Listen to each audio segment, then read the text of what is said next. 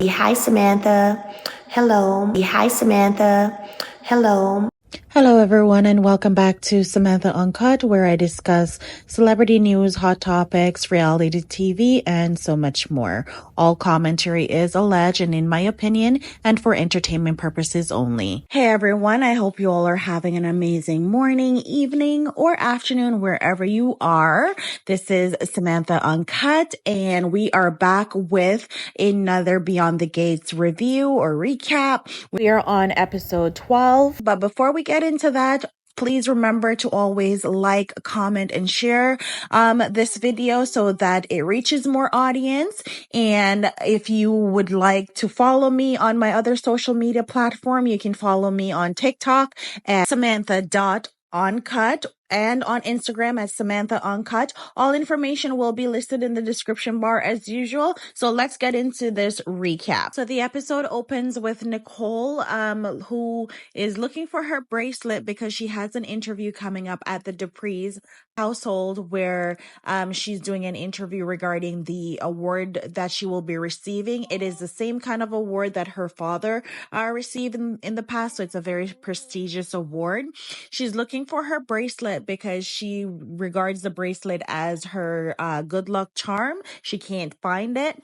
And so she asks Eva if she's seen it, and Eva says no, she hasn't seen it. However, Eva reassures her that she will do fine without the bracelet, and that most of the focus will be on her parents based on everything that is happening with Dani and all of that in the press. So once Nicole leaves the house or her office, Eva stares into a family photo of the Richardson and she's imagining herself in it. Ted walks in and they talk about the family. Eva says that she always wanted a big family, but she was raised as an only child and she never knew her biological dad. So she could have all sorts of siblings all about who don't really know her. And then she wonders like what she has lost.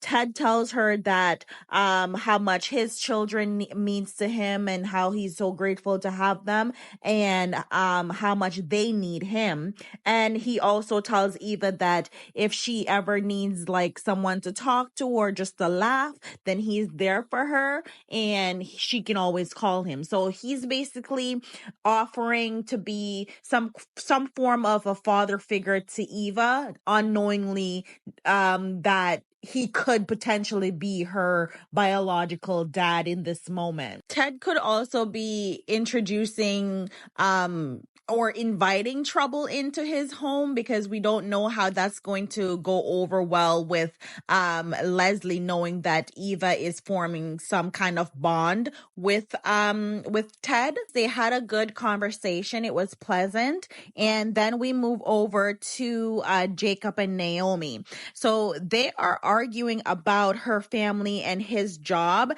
and Naomi is still angry that Jacob basically executed Bill's sneak attack against Dani, and she claims that she can't trust Jacob after this. So Naomi had Jacob sleeping on the couch, and you know it's a serious matter when a black woman tells you to sleep on the couch. Like you're not welcome to my bed today. Like you are in the doghouse at this point.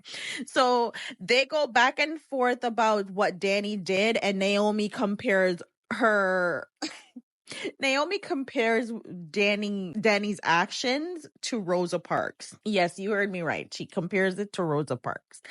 And she asked Jacob if he would do the same thing if the roles were reversed. And Jacob is like, Dani waving a pow around is not the same thing. She's not fighting injustice. And you cannot be making excuses for Dani because of what she did, because what she did was wrong. And so Naomi is saying, okay, it may not be the same as the Rosa Parks, but Dani was driven to those actions, and she's not making excuses for it, but she understands why that action happened, because she was being constantly antagonized by Bill and Haley, and the betrayal of Bill and Haley is what really led to what Dani did. So Naomi ended up accusing Jacob of not showing her loyalty and saying to him that he's showing her that his badge is more important than the ring on his finger. And this is something that we knew would be an issue, because Jacob seems to be, he seems to have a moral compass, and when it comes to what's right and the law, which is his job. And as I said previously in my other reviews, I said that him arresting Dani would become an issue in their marriage because of the kind of person that he is, and also because of the fact that he's trying to be a good husband, but at the same time, he's trying to respect the law and do his job. And he has a moral compass, and he is struggling with that between his wife and his duty. So after Naomi leaves the house and Jacob arrives to the police station, he meets his new partner, who we're introduced to a new character. His name is Marcel Malone. And this guy, right off the bat, he looks like a dirty cop to me. He looks like he doesn't care for the Duprees or anyone of status. And while Jacob is thrilled to be working with him, and he's like a legendary detective, Marcel basically tells Jacob to get his coffee. He looks at Jacob as like a rookie and someone who is going to be his assistant. And he orders him to call him detective. So Marcel is not here for Jacob at all. He tells Jacob to keep his nose out of his business, and he doesn't want to hear him whine about his wife, and he must stay out of his way, or else he's going to regret meeting him or regret wanting to be his partner, because he's not going to tolerate none of that, and he's not going to tolerate Jacob distracting him from his job. Jacob was so annoyed because he was so happy and so pleasant in greeting Marcel, and then to have this response, Jacob was annoyed, and he was just not here for it. He walked out, and he's just like, he called Marcel a smart ass, because he's trying to he was basically trying to sun him. So after that, now we have the Duprees, Anita and Vernon. So over at their house where the interview is going to take place with Nicole, they are over there trying to talk about how they're going to get Dani to not steal the spotlight or crash the interview, and let them handle any hard question that may come up about the situation with Bill and the wedding and the viral video and all of that. And they just want Dani to relax. So Dani arrived, and they said she tells her parents that she will not be ready to be on camera, and she agreed to let them handle the interview and any questions that come up, and she will not be stealing Nicole's shine today. So they briefly discussed Leslie on the roof as to why Nicole was not able to be at the police station. Now over at Bill's office, he tells his staff that the Duprees are doing an interview at the local morning show, and he wants to be able to control the narrative, so he wants to hold his own press conference, because he knows that the Duprees are going to use the interview to bash him and Haley. And Haley tells Bill it's getting old watching him fight over Dani, and Bill is like telling her that the Duprees are trying to control the narrative, but he wants to be able to flip the situation. And mind you, the Duprees interview with Nicole have nothing to do with Bill, right? Then they literally just wanted to focus on Nicole. They did not want to talk about Bill, nothing like that. So Bill and his paranoia is trying to get ahead of something that is not there. At the same time, at the office, you have Thomas, who is talking to Caroline, and he's worried that Bill's personal issues will have some concern for the law firm. So everyone is taking a look at Bill and seeing how he's being paranoid, and he's like going after Dani in this way that it could backfire, and it could cause more problem for his career and the people that work for him, as well as the overall law firm. So back outside now at the press conference that Bill is hosting, he tells the press that Dani has resorted to violence and that she has a mental decline. Bill is something else. He tells them that the Duprees are in denial about Dani's mental state, and that Dani is Bill calls Dani a manipulative serpent who is out to destroy him. Meanwhile, that is exactly what Bill is doing, vice versa to Dani. He is out to destroy her, and he's being manipulative to Haley, because while Haley is tired of him going back and forth, she just wants him to move on. He can't do that. He wants to make sure that he stick it to Dani before he goes on his honeymoon.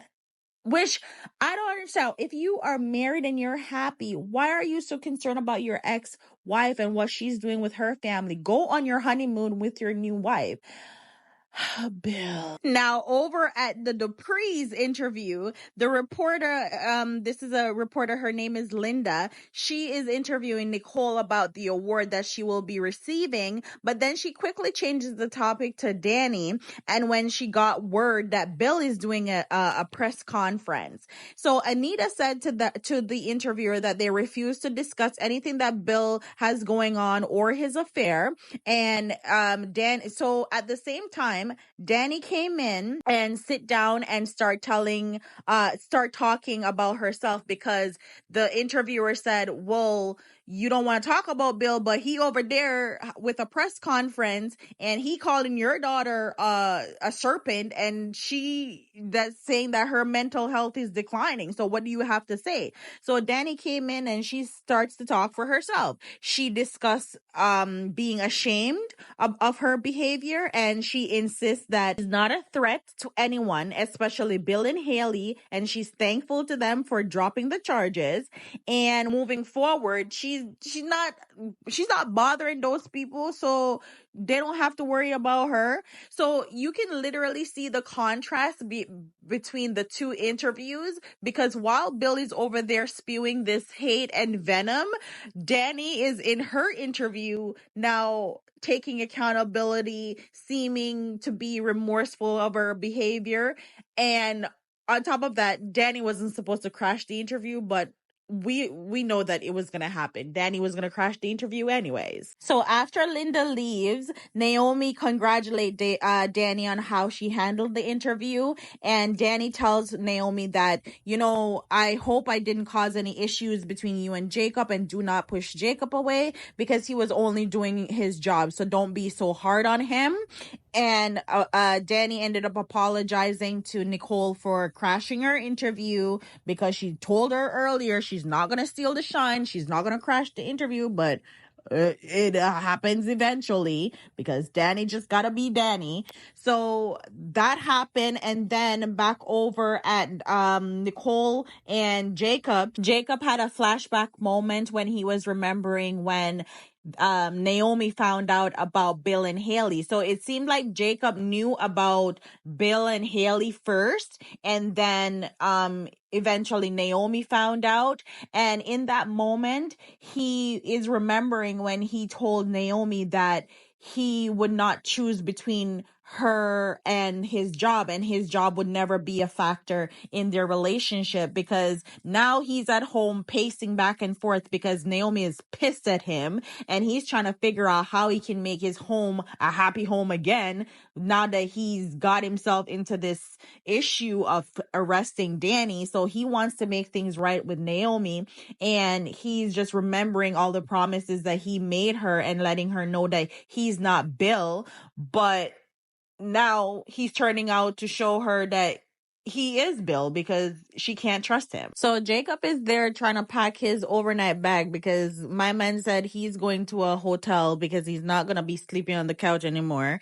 And right then, Naomi walks in and, she's like, "What are you doing?" And he's telling her that he's going to go to a hotel because he's not sleeping on the couch. And he tried to look away or turn a blind eye to what Dani was doing, but it didn't feel right. So he had to do what he had to do. And Naomi's letting him know that, I don't want you to leave. And he's like, "Well, you don't want me to leave, but you don't want to talk to me and you don't want to look at me. So I don't know what to do." And then she starts crying. And then he's just like, "Hey, like, no, come here." And he hugs her.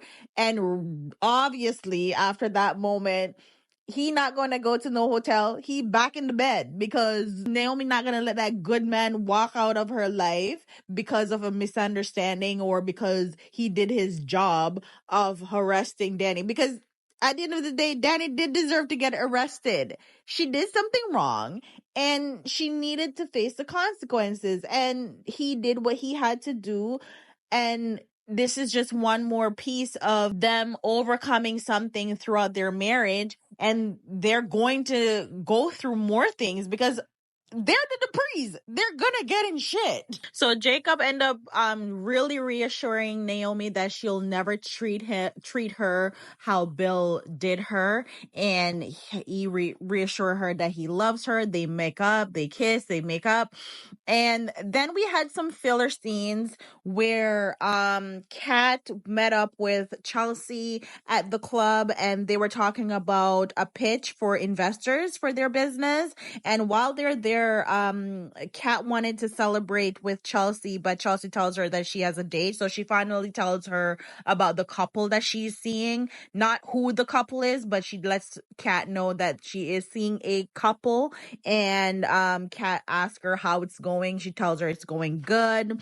And then Kat lets her know that, the throuple thing is not really her and she's mainly looking for her Barack. Then as Kat was leaving, she's about to leave the club. She gets a call from Tomas, who first met her at the wedding, and he tells her that he's interested in seeing her again. And she's like, "Okay, cool. Like, I'm interested in seeing you too. How about when I come back from out of town, I can cook for you and we can catch up?" And he's like, "Okay, you cook too? I'm already interested." So there's a connection there. And Tomas had already spoken to Bill about wanting interest in Kat, and Bill told him, "Hey, if you like playing with fire, go right ahead. Those Dupree women don't play, so just know what you're getting yourself into." And then after that, we had also Eva, who found Nicole's bracelet in her drawer. I don't know if she found it or if she put it in there or tried to take it, but anyway, she gave it to Nicole. And Ted was telling Nicole that he met Eva. She seems like a nice girl, and that he's basically liking how Eva is handling everything at the office. Eva met up with Leslie and they were talking, and Eva lets her know that she was basically talking to Ted. She had a conversation with Ted and it was about her father. And Leslie is saying to her that could be dangerous because you don't want to get too close to Ted. And Eva disagreed, and she's telling her that, Ted left them a long time ago and people grow from their mistakes and they learn. And Leslie's like, only mistake that she made was trusting Ted, and look how he did them.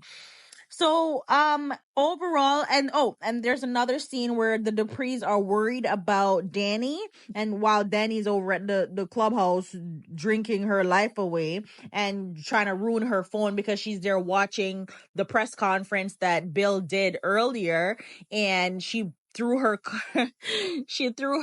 phone inside her martini, and you just see the water seeping through and it's like flickering.